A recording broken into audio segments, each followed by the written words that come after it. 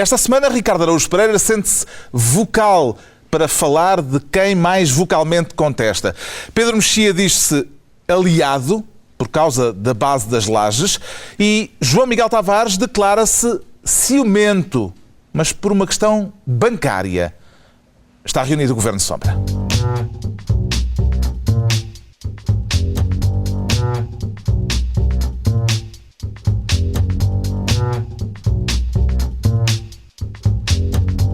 Viva, sejam bem-vindos. Está aprovado o Orçamento de Estado para 2013, mas de acordo com a profecia maia, não há problema, não será aplicado, porque o fim do mundo está marcado para dia 22 de dezembro. Vamos já falar disso, não da profecia maia, mas do orçamento. E daqui a pouco fazemos também o rescaldo da entrevista do Primeiro-Ministro à TVI. Por agora, o Ricardo Araújo Pereira quer ser presidente do Tribunal Constitucional, justamente para fiscalizar, presumo. O orçamento, exato. E o orçamento. Sim, exato. O orçamento, só para prevenir, se o orçamento não for ao verdadeiro Tribunal Constitucional, ao menos vem aqui a este a fingir. E onde é que o seu espírito de constitucionalista detecta inconstitucionalidades, Ricardo? No orçamento, temos tempo? Será que eu quer dizer, tirando a questão. Quer dizer que levou a sério a história do espírito constitucionalista? Levei, não fui só eu, foram vários constitucionalistas e foi gente que tendo lido tem um a staff, Constituição... portanto, é como o líder do PS, tem voluntários a trabalhar para trazer aqui as suas opiniões. Fui lendo os jornais e li opiniões de pessoas que já leram a Constituição. E bastou isso para perceberem, não foi preciso serem constitucionalistas, bastou isso para perceberem que o Governo tem de facto boas ideias, são todas ilegais. O facto de violarem a lei fundamental do país, eu assim também governo. Quer dizer, se é para ser um fora da lei, também eu consigo. Aqui uma ideia excelente. Sim, viola é a lei fundamental do país. E, portanto, acho que há vários pontos em que a questão da igualdade, portanto, apesar daquele estratagema pueril de dizer não podemos tirar o subsídio, não, então devolvemos o subsídio indo tirar por outro lado. Acho que os senhores juízes não vão engolir isso. E há vários outros, por exemplo, a questão dos rendimentos do trabalho serem muito taxados, mas nenhuma outra forma de rendimento ser...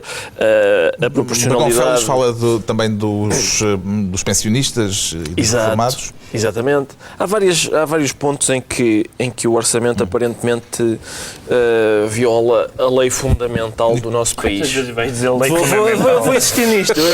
Como é que interpreta o facto de a bancada do PSD, a bancada parlamentar, ter votado favoravelmente o orçamento, mas com uma declaração de voto apensa? Sim, exato. Eu acho que quando chegar à altura das decapitações, a declaração de voto não vai salvar ninguém da guilhotina, não é? Não, estou a falar metaforicamente. Meu Deus! Pensava que vinha aí o 31 de Brumário. Não, estou a falar, falo apenas metaforicamente, mas ninguém se vai safar com essa. Ninguém vai dizer, calma, não se esqueçam que eu aprovei, mas foi contrariado. Ninguém se vai safar, acho eu. Parece-me que não. É como os miúdos fazem quando apertam o nariz para engolir o óleo de fígado de bacalhau. Estes deputados estão a sinalizar que eles próprios só engolem aquilo tapando o nariz. O deputado João Almeida, que é o porta-voz do CDS, também disse que o orçamento não é um bom orçamento e que só votou a favor pelas implicações que teria a sua não aplicação.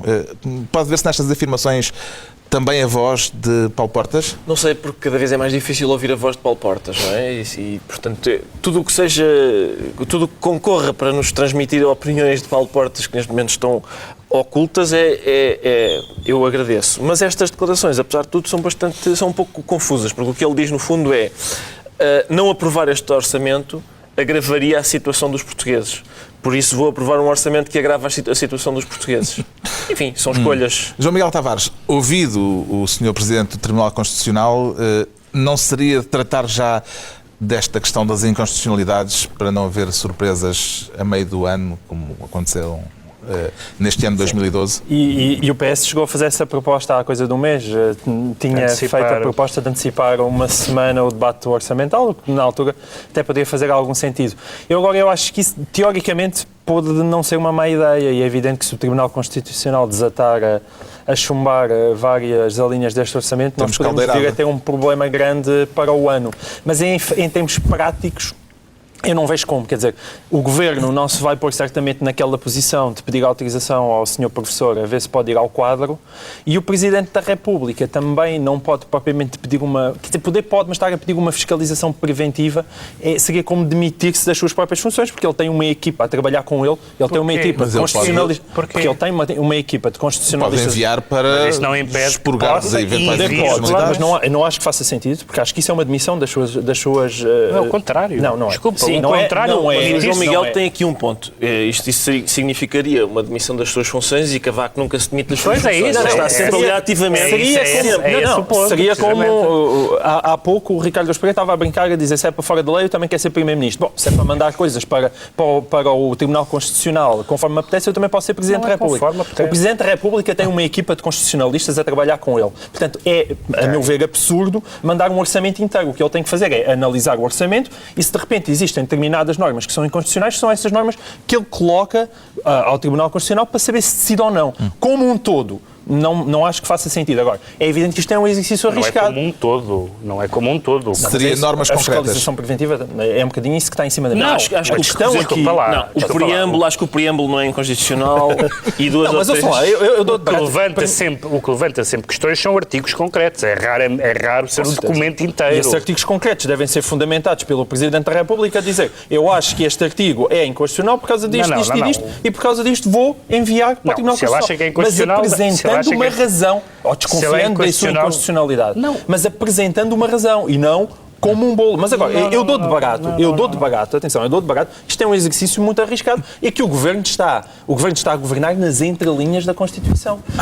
Mas isso, atenção, tem a ver com o facto. O Governo criou uma revisão constitucional e voltamos à velha questão.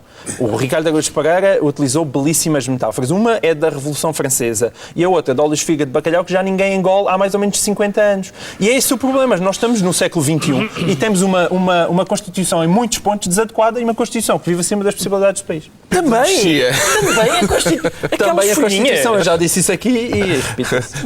Acredita que Cavaco Silva acabará por mandar o orçamento ou normas concretas do orçamento para o Tribunal Constitucional? Vamos lá ver. Eu tenho tanta coisa a dizer agora depois da intervenção do João Miguel. Que não sei por onde começar. Primeiro, o Presidente, apesar de ter uma equipa jurídica, conselheiros jurídicos e constitucionalistas, pode, apesar disso não, também por causa disso, ficar com dúvidas sobre um determinado diploma. É verdade que nunca o Presidente mandou para o Tribunal Constitucional um orçamento e, portanto, desse ponto de vista, isto seria um ato de força e seria tudo menos uma demissão das suas responsabilidades. O bolo inteiro é para mandar aos pedacinhos, é para analisar primeiro prova e depois manda. Mas queres que ele recorte e mande só duas linhas? Ele manda o documento, mostrando as suas dúvidas sobre determinadas alíneas.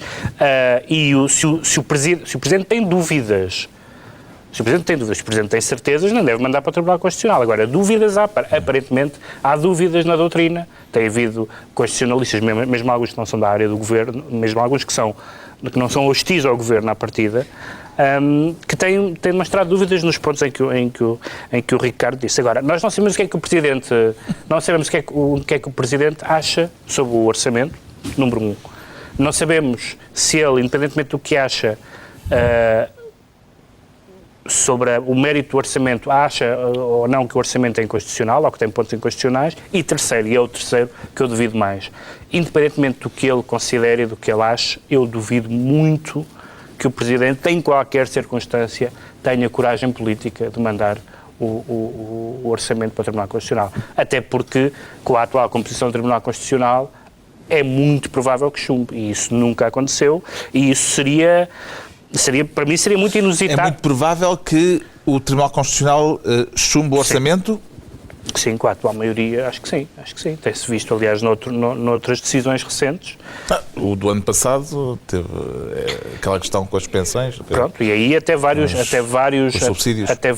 deputados indicados pelo PSD votaram contra o Governo e, portanto... Sim, uma coisa é chumbar o orçamento como um todo, quer dizer, outra coisa é chumbar determinadas linhas do orçamento. Não, a questão é promulgar ou não promulgar. Ele não pode promulgar um orçamento que contém linhas inconstitucionais ou artigos inconstitucionais. E, portanto, se há artigos que ficam em causa, o orçamento fica em causa. Em relação ao orçamento do ano passado, houve aquela giga-joga e aquela maneira habilidosa de safar, sim, mas é só para o ano. O que eu acho é que a questão da demissão... No nosso edifício o Ricardo disse várias vezes, a lei fundamental. Eu também queria dizer várias vezes o Supremo Magistrado da Nação. O Supremo Magistrado da Nação tem que mostrar que é o Supremo Magistrado da Nação. Mas enfim, e é neste momento... vai acabar 22 de dezembro. Nós temos... Estamos a perder tempo com isto. Estamos a perder o nosso latim. Nós temos tido a sensação clamorosa de que não temos Presidente da República. Exceto as pessoas que frequentam as redes sociais. Mas as outras têm a noção de não ter Presidente da República. E, portanto, era bom que pudéssemos ter alguém que se pronunciasse, que dissesse o que pensa e que tirasse as conclusões daquilo que pensa. O que é que vai fazer no dia 21 de dezembro, João Miguel Tavares? Não sei, não vou telefonar para o Tribunal Constitucional, de certeza. Eu prevejo, já agora posso... Sim. Eu prevejo que no dia 21 de dezembro o mundo vai continuar. A sério. É 22. É 22, está bem. Acaba no dia 22. São previsões maias ou da Maia? Não, são maias. São maias. Mas que os próprios maias desconhecem. Eu estive no México aqui há tempos e eles dizem isso é tudo uma aldrabice. É tudo uma interpretação abusiva do que uns camponeses maias fizeram aqui há tempos. O Ricardo Araújo Pereira fica então no papel, no cargo de Presidente do Tribunal Constitucional. O Pedro Mexia, sempre disposto a olhar mais longe, quer ser Ministro da Colatra. Da Colatra. Da Ilha da Colatra? Não, onde é que é a Ilha da Colatra? A Ilha da Colatra é no Algarve, na Ria Formosa. Ilha da Colatra. Não conheço a Ilha da Colatra. Não. Falta-te bucolismo. Falta muito bucolismo. Isso é um understatement. Mas não, tem a ver com a Catalunha. Já falámos aqui da questão da... O tiro saiu pela culatra. Pela culatra, alguém. Exatamente. Ao senhor Mas, ou Mas, neste caso, acho que é um Mas, é um senhor... Foi uma adversativa. É o senhor... Saiu-lhe adversativa. O senhor, porém... A eleição. O senhor, todavia. Porque o senhor, todavia... eu tenho simpatia pela autodeterminação dos povos, como tenho simpatia pelo divórcio. Acho que quando as pessoas querem sair fora... devem ter direito a isso. E os povos também. Agora, convém ser genuínas as pretensões autonómicas ou independentistas e convém que os políticos não sejam oportunistas nisso. E este foi claramente um caso de oportunismo político. Ele provocou eleições antecipadas para ter uma maioria absoluta que não conseguiu obter. De modo a poder... Diminuiu o número de deputados, mas ele queria ter a maioria absoluta para poder promover um referendo. Mas antes disso, a sua dele conversão do senhor, porém, a sua conversão ao independentismo, que é recente, e provavelmente esconde uma cortina de fumo para disfarçar, por exemplo, as medidas de austeridade que a Catalunha também teve que aplicar, os cortes, a própria dívida, e há um aspecto muito desagradávelzinho na independência da Catalunha, neste momento, em 2012, que é o discurso do queremos ser independentes porque estamos fartos de sustentar os calões dos andaluzes. Onde é que nós já ouvimos isso? Essa conversa rings a bell. Essa conversa realmente é um bocadinho desagradável. E, portanto, os cidadãos preferiram o original à fotocópia e reforçaram várias forças independentistas que o são há muito tempo, como a Esquerda Republicana da Catalunha e partidos mais à esquerda. O que é que terá corrido mal ao senhor Mas? Em espanhol, Mas é mais. Era o que ele queria, não é? Mas saiu-lhe a versão portuguesa do Mas. Nós temos aquela expressão portuguesa chamada esticar a corda. O problema do Mas é que ele esticou a corda por dois lados completamente diferentes. Portanto, e isso nunca resulta bem. Ou seja, ele, por um lado, estica a corda pelo lado independentista, e aí o que ele consegue é reforçar uma esquerda radical. O que é que quando puxa a corda pelo lado económico, pelo facto de ser preciso mais austeridade, como pela Europa toda, ele precisa do apoio dos socialistas, nesse caso... moderados, que não são pela independência. E, portanto, a única coisa que ele conseguiu foi que a confusão ainda aumentasse mais. Se ele quer mais austeridade, precisa do apoio dos moderados. Se ele quer promover a independência, precisa da esquerda radical, que por sua vez é contra a austeridade. Então aquilo basicamente está como Martim Muniz, entalado. Aquilo é uma confusão e a única coisa que ele conseguiu foi que ainda tudo se tornasse mais confuso. Aliás, os próprios editoriais sobre aquelas decisões, cada um atirava para o seu lado. Aquilo permite todas as interpretações e mais algumas. Ricardo, isto terá sido também um revés para as pretensões do jardinismo e da Madeira? Essas pretensões ainda existem. Não sei, o jardinismo, neste momento, a pretensão do jardinismo é ganhar eleições com mais do que 50 votos. Digamos. Sim, com mais do que 50 votos de diferença sobre o adversário. Não é? Quer dizer, a questão da Catalunha eu acompanho com muito interesse e atenção. Imaginamos. Sim. Sobretudo na próxima semana, quarta-feira, a Catalunha vai ser muito importante. Exatamente. Mas eu acompanho muito, eu tenho a mesma sensibilidade à autodeterminação dos povos que o Pedro Mexia falou, mas apenas na medida em que isso não interfere no campeonato espanhol. Esse é um valor que eu prezo. Acha que esta confusão política pode desmoralizar o Barcelona o suficiente para, na quarta-feira, isso ter efeitos no jogo com o Benfica? Gostava muito que isso fosse verdade. Espero. Se for... Já se justifica. Já justifica este imbróglio, sim, eleitoral. Bom, fica a sugestão, então.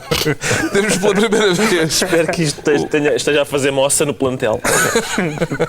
O Messi todo chateado. Temos pela primeira vez o Ministro da Culatra, o Pedro Mexia, e o João Miguel Tavares propõe-se criar a pasta da imensa maioria. Isto lembra-me assim, de repente, a maioria silenciosa. É uma homenagem ao Marshal Spínola? Vindo deste lado. Não. O 28 de setembro de 74. Exato. Não. Eu nem Spínola nem Vasconcelos, meus amigos. Eu sou mais 25 de novembro. Aliás, eu gosto de acreditar, todos aqui somos mais 25 de novembro. Caúlza. 25 de novembro, não? Não, eu sou mais 25 de novembro do que 28 de setembro. Não. Não é por isso, portanto... Não é por causa disso, além de que há aqui uma diferença. Devias apresentar este Ministério de monóculo. Então porquê é que quer tutelar a imensa maioria? Além de que a outra suposta maioria silenciosa nunca ninguém a viu, de facto, não é? E esta aqui eu acho que... Ou ouviu, pelo menos. Ou ouviu. Sim, esta aqui... É costume, aliás. Quem é silencioso arrisca-se a que ninguém ouça. Esta aqui é verdade que nunca é devidamente valorizada, tendo em conta o frenesim mediático que assistimos. Mas o Jornal I, não é? Sim, Jornal I, sim. O Jornal I fez uma sondagem muito curiosa. Com a pitagórica. Com a pitagórica, exatamente. Estás muito bem informado. Mas é só uma palavra.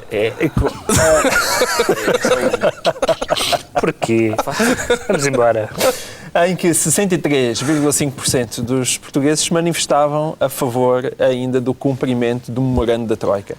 E eu acho isto muito significativo, não é? Porque às vezes quem olha para o nosso espaço mediático parece que está toda a gente a pedir a cabeça do governo e de Pedro Passos Coelho. Não, é engano. Pelo menos o Ricardo está... É engano, de facto. Essa é que é a questão, é engano. Quando nós temos ao fim destes meses todos, de já ano e meio de sofrimento, de cortes, de violência, há 63,5% dos portugueses que dizem que são a favor do cumprimento do memorando da Troika. Mas que é isso? Que são a favor que se paguem as dívidas. Não, mas atenção, são a favor do cumprimento do memorando, não que se paguem as dívidas. O cumprimento do memorando e o programa do governo não são a mesma coisa. Não é o programa do governo. Também acreditas nessa? Não, isso é óbvio. É óbvio que há medida... Desculpa lá. Estas medidas são acordadas. Os impostos. Os impostos, onde é que estavam? É evidente. Desculpa lá, onde é que estavam os impostos no memorando? Então pronto, é isso. Mas tu tens eu também sou a favor do cumprimento do memorando. Eu também sou a favor do cumprimento. Mas não sou a favor da maneira como o governo está a executar. Mas isso aí concordamos todos. Não, quer dizer, sobretudo, quando os famosos 4 mil milhões que apareceram agora já deviam ter aparecido há um ano e meio. Estou a favor do cumprimento do memorando pela simples razão. Porque o assinamos. Eu acho que os países já vêm... Não está. Está bem. Eu e tu podemos ir para o café, beber um cafezinho e conversar sobre isso. Agora, imensa gente que não está. Só estou a dizer que é muito importante separar o cumprimento do memorando, onde até o PS, pelo menos o PS oficial, está de acordo, e o programa do governo. Mas quer dizer, o programa do governo, vamos lá ver. Não é o programa do governo. Este orçamento foi primeiramente debatido com a Troika e tudo o que lá está foi devidamente autorizado pelos senhores, ou não? Andei a ver mal o filme. Falaste do os senhores conhecem melhor o orçamento, conheceram o orçamento primeiro do que o Partido Socialista e que nós todos. Portanto, não é um memorando. Isto significa um apoio ao governo, é isso que... Não se trata de um apoio ao governo. Não é isso que eu estou a dizer. Não se trata de um apoio ao governo, mas trata-se que, de facto, nós temos uma gigantesca, e estamos a falar de 2/3 da população, que acha que aquilo que é preciso fazer é cumprir aquele memorando e que percebe que nós vivemos muitos anos acima das nossas possibilidades e que, na verdade, quer... Espero eu, essa tal refundação, que infelizmente já devia ter aparecido há 1 ano e meio e que só aparece agora. Mas isto estamos a falar de 2/3 da população. Ricardo, 2/3 da população. E não é isso que se ouve, nem quando se ouve Ricardo Araújo Pereira, nem quando se ouve a comunicação social portuguesa e tantos colunistas apocalípticos. Portanto, é a diferença entre a opinião pública e a opinião publicada. Exatamente. É isso. É isso mesmo. Ricardo, sente-se parte da imensa maioria ou é daqueles que não querem pagar? Eu quero pagar as minhas dívidas, não quero pagar as do Sr. Oliveira e Costa, não quero pagar... Há muitas que eu não quero, que eu não me apetece. Também não tenho interesse em pagar. Mas, Carlos, eu acho que isto é um momento muito interessante, este que nós acabamos de assistir, porque o João Miguel Tavares diz sempre, as manifestações, quer dizer... Que peso tem isso, a manifestação? Agora, a sondagem do jornal e Pitagórica, isso sim é um barómetro bom. Mas eu também comprei o jornal e tu viraste a página dessa... Tu andas há 1 ano e meio a tentar que esse aquela em que António Guterres foi considerado o melhor primeiro-ministro. Além dessa. Era triste. Além dessa. Essa era a parte muito triste. Portanto, aquilo virava-se a página, dizia, de um lado dizia 63,5% acha que Portugal deve cumprir o memorando e depois virava-se e dizia 84,1% acha que tudo deve ser renegociado. E foi, já. É uma maioria ainda mais imensa. E não foi? Mas espera, quando houve aquela parte de não, vocês afinal agora têm mais 1 ano e o déficit afinal pode ficar em 4,5%, isso não é uma renegociação? Não foi renegociado? Tu estás a interpretar o sentir de 84,1% dos teus concidadãos que dizem eu quero aquilo renegociado, não é? Aquilo já foi renegociado e já está bem assim. Não, aquilo foi renegociado de facto e há de continuar a ser renegociado. Interpretar o sentir é muito bom. Aquilo já foi renegociado e continuará a ser renegociado. Eu também sou sensível a imensas maiorias. Mas esta maioria ainda é mais imensa que a tua. A minha maioria é mais imensa que a tua. A única coisa que eu quero sublinhar aqui, atenção, e eu já me opus violentamente sobretudo o facto deste governo ter estado 1 ano e meio a dormir, mas a única coisa que eu quero sublinhar aqui é que a maior parte das pessoas, estamos a falar de 2/3 da população, apesar de terem sofrido tudo aquilo que sofreram, são pelo cumprimento das dívidas, essa parte já pelo está cumprimento da troca. Não, mas é essa parte que é importante. Porque nós, quando nós lemos a famosa carta aberta de Mário Soares, mais uma vez, a pedir a admissão do governo, aquilo não tem pés nem cabeça. Aquilo é um absurdo. Ver outra vez aqueles senhorzinhos todos do PS, grandes amigos de José Sócrates, responsáveis por colocar o país no estado em que ele se encontra. Verem agora pedir a cabeça de Pedro Passos Coelho, é deprimente. Pedro Passos Coelho tem feito das neiras atrás das neiras. Mas eu, ao menos, quando ouço a entrevista à televisão, ele percebe o problema. Eu posso não concordar com as soluções dele, mas ele, ao menos, percebe o problema. E a maior parte é que as pessoas votam, nem o problema percebe. A carta de Mário Soares não diz ou admissão ou mudança de políticas. Eu não percebo a disjuntiva. Eu preferia uma O que é mudança de políticas? O que é mudança de políticas? É rasgar as mudanças políticas é rasgar o famoso memorando dos quais 2/3 dos portugueses acham que deve ser cumprido. Está bem, mas 4/5 acham que deve ser renegociado. Mas com certeza, mas uma coisa é renegociar. Isto é um catch 22, meu menino. Pedro Mexia, esta sondagem pode ser entendida como um balão de oxigênio para o governo? Bem, que a maioria dos portugueses é pelo cumprimento do memorando de entendimento, viu-se nas últimas eleições e eu não creio que tenha mudado extraordinariamente destas últimas eleições. Os partidos, os dois maiores partidos e o CDS, que é o terceiro, acho que ficou em terceiro lugar, não é? Eram a favor do cumprimento do memorando e o PS nunca, aliás, quando houve a questão quando Ana Gomes foi ao Congresso das Alternativas e houve toda a discussão sobre renegociar e denunciar, eles queriam denunciar um memorando e Ana Gomes, que é suspeita de moderação, não quis falar em denunciar e falou sempre em renegociação. E, portanto, eu acho que a maioria dos portugueses foi e continua a ser, acredito eu, a favor do memorando. A questão não é essa, a questão é saber como é que as políticas... Número 1, se o programa do Governo espelha ou vai além, como aliás o próprio PSD várias vezes utilizou essa expressão de ir além do memorando. Foi há 1 ano e meio. Não, e depois foi-se muito mais além. Foi-se muito mais além. Foi-se muito mais além. Não se fez, foi o que se devia ter feito. Ou seja, não se reformou o país como se devia ter reformado. E a questão foi... Foi-se além e aquém. E se há questões constitucionais, se houver questões constitucionais, foi-se muito mais além. Sim, além muito e aquém. Foi-se além a irem-nos ao bolso. Foi-se aquém a reformar o país. Ok? Foi simultaneamente as duas coisas. Foi além do memorando e aquém do memorando. Sim, mas eu estou de acordo com isso. Sim. Eu estou de acordo com isso. Agora, quem encontrar um ponto de acordo, o João Miguel Tavares. Mas não pode só perguntar ao Ricardo Araújo Pereira se ele é a favor do cumprimento do memorando. Eu isso eu nunca percebi bem. Eu perguntei-lhe se ele fazia parte da imensa maioria. Vamos lá ver uma coisa. És a favor? Aquilo que o Pedro disse é verdade. O povo português votou, na esmagadora maioria, votou nos partidos que assinaram o memorando. Eu não votei. Mas votou, de facto, nos partidos que assinaram o memorando. Agora, é muito diferente dizer que a maioria do povo português continua a mandatar o governo para fazer isso. Mas tu és a favor do cumprimento do memorando? Não sei bem. Deixa-me pensar nisso. Depende. O Ricardo é a favor da copulativa. Da copulativa é isso. Copulativa somos todos. Nesse ponto estou firme. Então pronto. Agora, o que é o requisito. Que estas políticas, sim, que estas políticas não foram sufragadas nem validadas pela esmagadora maioria do povo português, não foram. O João Miguel Tavares fica então com a pasta da maioria silenciosa. Pronto. E não tem nada a ver com o Marchal Spínola. Daqui a pouco, a entrevista de Passos Coelho à TVI, na semana em que o orçamento foi aprovado na Assembleia da República. Por agora, ainda a contestação ao governo com o Ricardo Araújo Pereira a confessar-se vocal. Quer dizer que não está gestual. Não estou gestual, exatamente. É isso mesmo. A contestação é apenas... Não vai fazer coisas com as mãos? Não vou fazer nada, não se preocupe. Não? Mãos em cima da mesa. Eu não sei se nós temos essas declarações, mas se não temos é uma pena.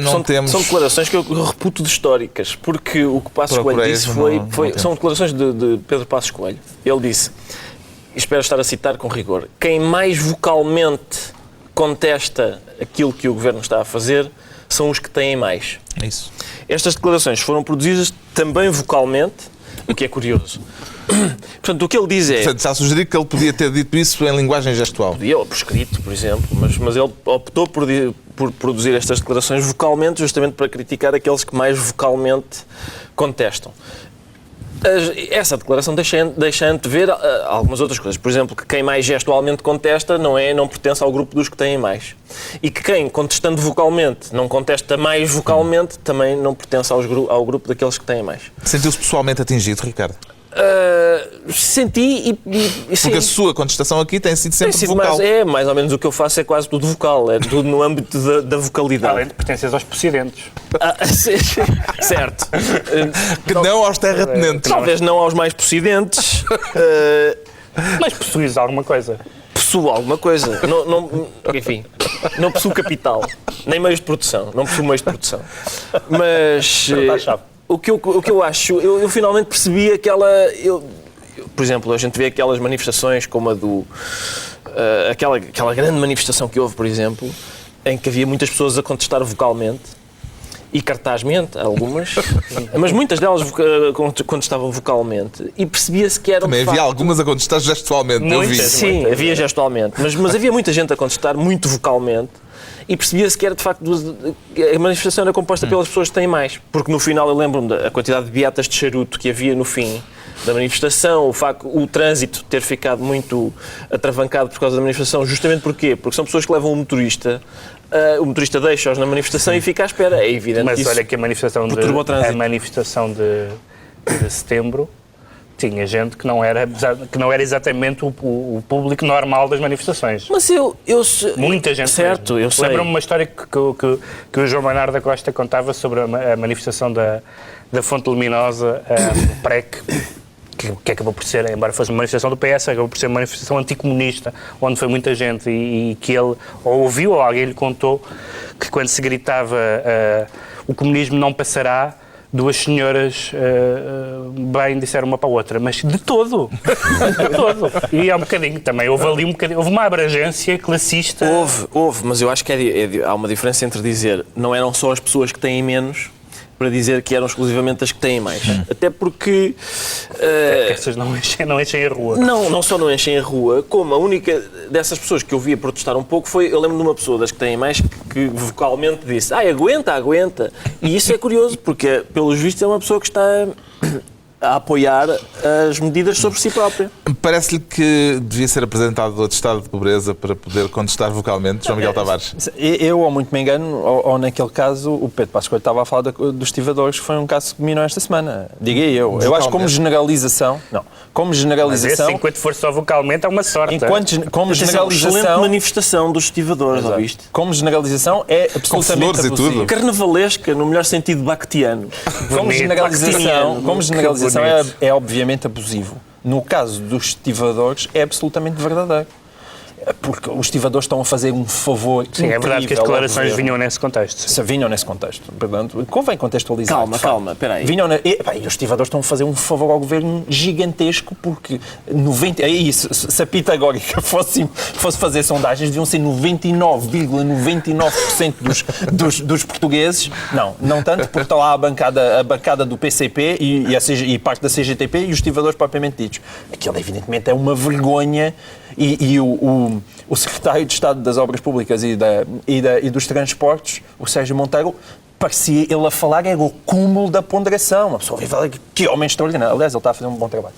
Que homem extraordinário, porque a estiva é o sindicalismo levado ao seu extremo, mas é um extremo absolutamente absurdo com o qual nenhum português consegue concordar. Está a sugerir que há lodo no cais? Não, Carlos, põe lodo nisso, naquele caso, põe lodo nisso. Eu estive a ler sobre a greve dos estivadores. Tu vais depois defender os estivadores? Isto vai ser um momento Vou. Estive a ler sobre a greve dos estivadores e, sinceramente, não vi nada que fosse com a qual nenhum português concordasse. Há vários mitos sobre a greve dos estivadores, o facto de eles ganharem muito. Sim. Aquela questão... É um mito. Os estivadores... Que eles ganham muito... Porque fazem muitas horas extraordinárias. Exato. Atenção, os estivadores, se nós formos ver em que medida é que a greve dos estivadores, quais são os protestos da greve dos estivadores, para já a greve não tem a ver com o horário de trabalho, tem a ver com as horas extraordinárias. Culpar os estivadores pelos problemas nas exportações é uma coisa que acho que a realidade desmente com muita facilidade. Um cartãozinho, os sindicatos são eles que aprovam quem entra ou quem não entra naquele tipo de trabalho. Aquilo passa de pais para filhos. De repente deste uma de monárquico da estiva, foi? Não sou monárquico da estiva. Não sou monárquico da estiva. Vou tentar visualizar essa criatura. Sim, eu reúno-me, deixo crescer o bigode às vezes à noite e reúno-me com outros monárquicos da estiva. São os mais velhos que têm que ter o direito de opção, cada vez que há uma hora extraordinária tem que ir por direito de antiguidade. É o mais velho, o que significa que os mais velhos arrebatam horas extraordinárias que nunca mais acaba, faz com que eles ganhem não é a classe profissional mais óbvia em termos de exploração. Não, mas também...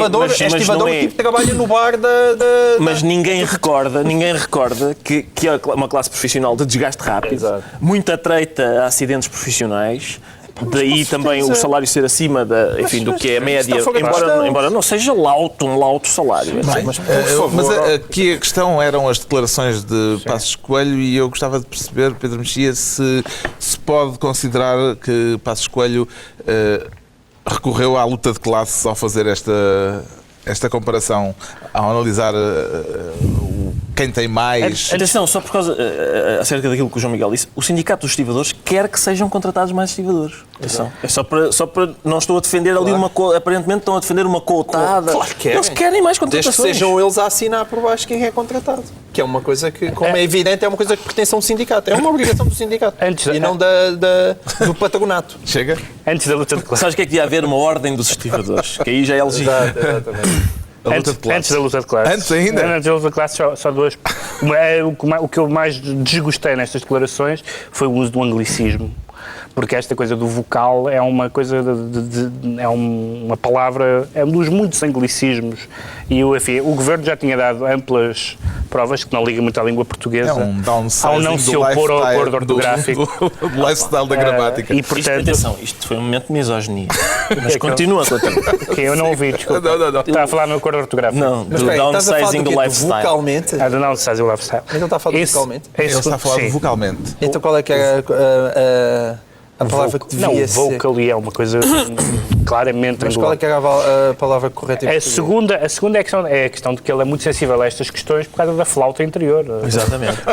Tudo que mete matérias vocais são matérias em que o Primeiro-Ministro diz muito. Vocalizações que dizem muito ao Primeiro-Ministro. Na luta de classes, eu acho que é sempre interessante que se utilize o conceito de luta de classe, até porque ela existe. Lamento. Breaking news, ela existe. Não existe necessariamente a maneira como o PC a apresenta, pelo menos na minha concepção do que é a luta de classe e do que são as classes, mas existe e neste momento é visível, se há um momento em que isso é visível, é neste momento. Bom, ficámos a saber porque é que o Ricardo Araújo Pereira se declara vocal. Vamos agora esmiuçar, dá licença, Ricardo? Sim, à vontade. Esmiuçar o ciúme do João Miguel Tavares por causa de um homem. É, como todo o bom ciúme, por causa de um homem. Então, é verdade. Está ciumento porquê? É um estrangeiro, não é? Um canadiano, mais propriamente um canadiano, é verdade. Mas está a gostar-lhe? Está, mas é um caso em que eu queria ter mais homens destes. Geralmente, ao contrário do ciúme normal. Esta parte pode ser isolada na gravação.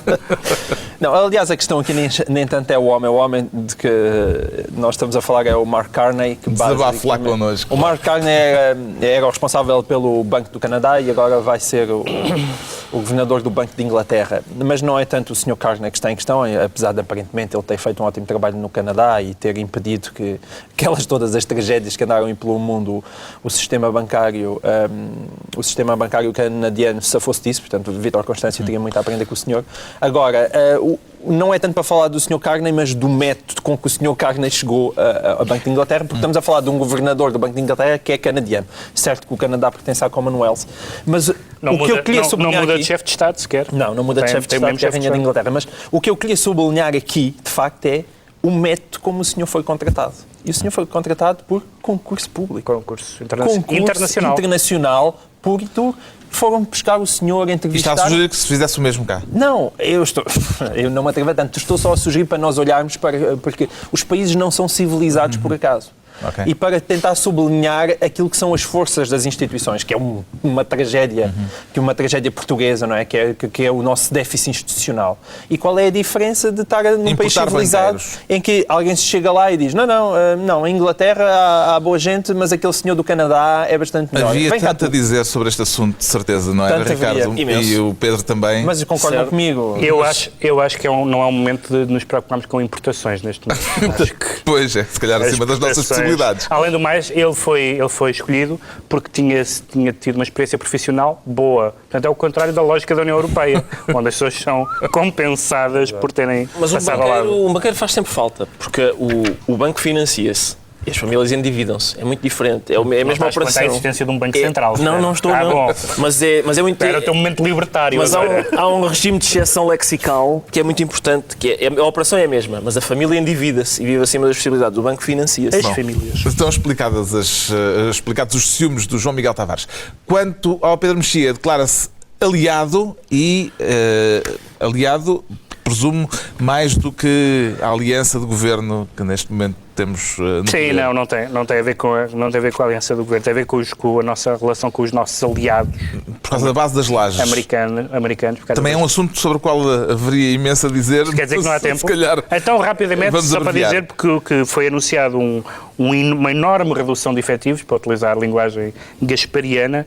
Os americanos vão passar de 800 para 160 efetivos na base das lajes. A base das lajes foi o nosso abono de família em termos de projeção internacional, porque foi devido à base das lajes que entramos na NATO ainda no tempo do salazarismo, etc. Para os Açores é muito importante em termos dos empregos criados, do PIB, etc. E, evidentemente, que os Estados Unidos neste momento estão a abandonar a Europa, querem então concentrar-se no Pacífico, mas mais do que isso, mais do que a saída e mais do que a maneira como é possível resolver isso, inquieta-me a notícia subsequente, que é pode haver outros interessados na base das lajes, os chineses. E realmente era só o que nos faltava. Depois de todas as empresas, algumas das quais estratégicas, termos a China interessada na base das lajes. As lajes são... Atenção, quero sublinhar que o Sr. Vítor Silva, coordenador da União de Sindicatos de Angra do Heroísmo, apoia porque diz que pediu coragem política ao Estado português para que encontrem outros interessados na base das lajes, se o a insistirem em reduzir os postos de trabalho. Porque a base das lajes é um cenário de cimeiras sobre armas de destruição maciça imaginárias e faz sempre falta um sítio desses. Pronto. E a palavra imperialismo, entretanto, desapareceu do léxico? Não, enquanto ela existe na realidade e mantém-se no léxico, sim, acho que sim. Bom, está bem. Está discutido o problema da aliança. Não ficou muito convencido. Foi desnubado. Não ficou muito convencido. Está discutido o problema da aliança, traduzido pelo Pedro Mexia. Agora a entrevista do Primeiro-Ministro à TVI, Passos Coelho, 32. Okay. Passos Coelho trouxe duas questões à baila, foram essas que ficaram em cima da mesa. Por um lado, o organigrama do Governo. Sim. Aí eu gosto, por uma questão de equidade. A vida está difícil para todos, Paulo Portas foi despromovido também. E, começar a viver por outro lado, a questão da educação. Por onde é que começaria, Pedro Mexia? Acho que, quer dizer, não se vê grandes consequências da questão que é o número 2 e o número 3. Já tínhamos percebido que o Ministro Gaspar... que o número 3 não gostar de ser relegado. Sim, mas já tínhamos visto que o Ministro Gaspar presidia o Conselho de Ministros, etc. Embora, de facto, tradicionalmente o Ministro dos Estrangeiros é o número 2 do Governo. Mas parece mais interessante, embora acho que possamos voltar a isso mais tarde, as questões da reforma do Estado, porque o que eu nunca percebi exatamente na posição do Governo, eu acho que o Passos Coelho é bom a explicar-se, no sentido de explicar as medidas, mas não é bom dar-lhes um enquadramento político. É melhor na economia do que na economia política. E eu não percebi exatamente se muitas das reformas anunciadas no Estado são reformas de princípio, que seriam feitas mesmo em tempo de vacas gordas, porque é essa a concepção do Estado que o PSD tem. Ou se são emergências. Ou se são emergências. E se são emergências, se não serão feitas, como é normal das emergências, à pressa e mal pensadas. Portanto, a minha dúvida é essa, e eu nunca vi isso exatamente esclarecido, porque a matriz do PSD não é uma matriz liberal, é uma matriz semi-social-democrata. Qual foi o aspecto mais significativo da entrevista para si, João Miguel Tavares? Esta coisa do número 2, número 3, parece relevante? Lá está, eu estive a ouvir os comentários pós-entrevista e tudo isto, eu não me identifico absolutamente com nada. Não, eu identifico tudo que eu vi, o comentário do CDS. Que ainda não aconteceu. Cri. Não disse nada. Porque foi muito eloquente. É daquelas coisas que eu acho que nós jornalistas entretemos a espremer uma coisa porque está a sair de lá pouco. E o comentário do número 3 pareceu-me uma coisa completamente ampassa. Perguntou qual é que é o terceiro pessoa do Governo e não a terceira da pessoa da coligação. Portanto, e a história da educação foi uma coisa que saiu assim à pressão depois de altamente metralhado com uma barragem de perguntas sobre a famosa reforma do Estado. A única coisa que eu tenho pena nesta entrevista é que ela não tivesse sido feita há 1 ano e meio. É só isso. Ricardo Araújo Pereira. Eu gostei das duas. Sim, o comentário do CDS à entrevista eu acho que é revelador de qualquer coisa, mas não sei bem o quê, porque o silêncio é difícil de interpretar. O facto de Paulo Portas passar de segundo para terceiro acaba por ser bem feita, porque os tempos estão difíceis para todos, por isso é justo que ele seja despromovido e passe a viver pior também. E do ponto de vista, a questão da educação, de começar a cobrar propinas no ensino básico e secundário, fiquei muito surpreendido. Coisa que ele não disse. Fiquei mesmo não foi dito assim. Coisa que ele não foi dito assim. Não foi dito assim, mas foi dito de uma maneira suficiente para depois o ministro Crato vir desmentir. Mas isso é o pós-entrevista. Mas foi dito... Ele não está a desmentir o ministro, está a desmentir os comentários às palavras do Presidente. O que ele disse é que não se pode mexer nas funções do Estado sem mexer em funções essenciais como a saúde e a educação. Isto dito assim faz sentido. Agora, é preciso esmiuçar. Mas eu desmenti esmiuçar. E acho que vamos esmiuçar noutra altura, porque isto certamente vai ter ainda desenvolvimentos. Estamos já na altura dos decretos e o Pedro Mexia decreta que a Comissão Nacional de Eleições não proteja dinossauros. É um decreto de zoologia autárquica? Sim, é enfim, para citar um poeta, de Zoo dos Homens. É um livro do António Osório que se chama Zoo dos Homens, porque de facto houve esta medida zoológica e democrática de criar uma lei que impedisse não só que os presidentes se candidatassem ad eternum, como utilizassem as redes locais para se candidatar depois no município ao lado. A Comissão Nacional de Eleições apresentou uma deliberação entendendo que não, que é só no próprio município, e muitos autárquicos devem estar a dizer tudo está bem quando acaba. E é esta particularidade de Valentim Loureiro não se poder candidatar, mas de haver o movimento Valentim. Sim. Essa devemos falar dela em Gondomar. Essa fica para a próxima semana. Fica para a próxima. Pronto, o Ricardo Araújo Pereira decreta que se libertem as memórias de Salazar. Exatamente, as memórias tintas de Salazar. Ou brancas? Tanto faz. As memórias de Salazar são uma iniciativa da Câmara de Santa Combadão, não é? Acho que é da Câmara de Santa Comba, para comercializar um vinho chamado Memórias de Salazar. E um organismo qualquer proibiu a utilização do nome Memórias de Salazar porque uma das razões é porque perturba a ordem pública. Pode perturbar. Eu sou contra isso, acho ótimo ver Salazar reduzido à condição de mascote de produtos regionais e vencedor de concursos televisivos por SMS. Tenho pena porque eu sei que do pacote, isso foi na altura noticiado, do pacote de produtos regionais havia não só vinhos, mas também chouriços. E eu acho que o lugar de Salazar é de facto o talho, porque é lá que deve estar um carniceiro. Mas estás a dizer que se liberta, é possível que se liberte, sendo vinho. Se fosse cerveja, ainda se libertava mais. E liberta-se em locais especificamente designados para o efeito. Além de que o vinho causa sempre perturbações à ordem pública, potencialmente. Finalmente, o João Miguel Tavares decreta muitas doações este fim de semana. Sim, porque este fim de semana tem lugar mais uma recolha de alimentos para o Banco Alimentar contra a Fome e depois de todas estas confusões eu estou certo que as pessoas não confundem mensageiros e mensagens e que, portanto, espero que comprem muito e ajudem muito porque há pessoas de facto que precisam. Está concluída mais uma reunião da semana, 2 a 8 dias à mesma hora, novo Governo Sombra, João Miguel Tavares, Pedro Mexia, Ricardo Araújo Pereira.